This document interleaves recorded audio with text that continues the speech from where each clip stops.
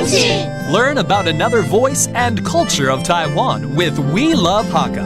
让我们来听听客家和世界上的节庆会碰撞出什么有趣的火花。 Hey, what's up? It's time for the World of Hakka here on ICRT. I am Joseph Lin. And you know what? I always encourage people to smile more, even as DJs. If we smile, you can tell that we're smiling. And it gives such a positive energy. It's also an international language. In fact, there is World Smile Day that happens on the first Friday of October. But I understand there are other organizations that also promote Smile Day this month as well. You know what I'm smiling about? There's also a lot of holidays this month, including Mother's Day and also Dragon Boat Festival that is coming at the end of the month.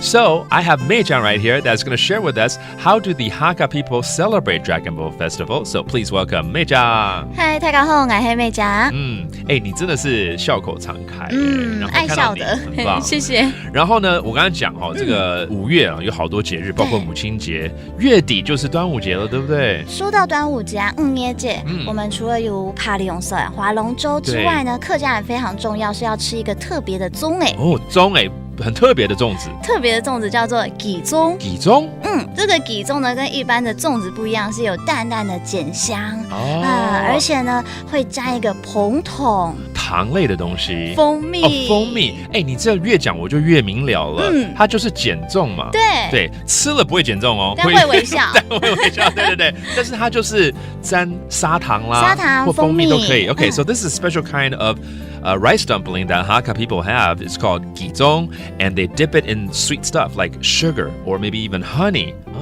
那除此之外，其实端午节我们还会要驱邪，不是吗？驱邪很重要，家家户户门口会挂熊谱。那不止这样，客家人很特别的是会给小朋友戴签。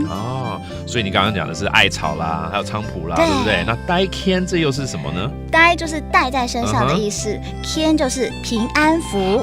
So it's like a lucky charm that they give to the kid, so that they have more peace and maybe bring some luck as well. 对 ，Very good， 这很棒，这大家可以自己做好，那我们现在就来教几个单字是在端午节我们可能会使用到的。How about some of these phrases that we're going to use during Dragon Boat Festival, including 端午节怎么说？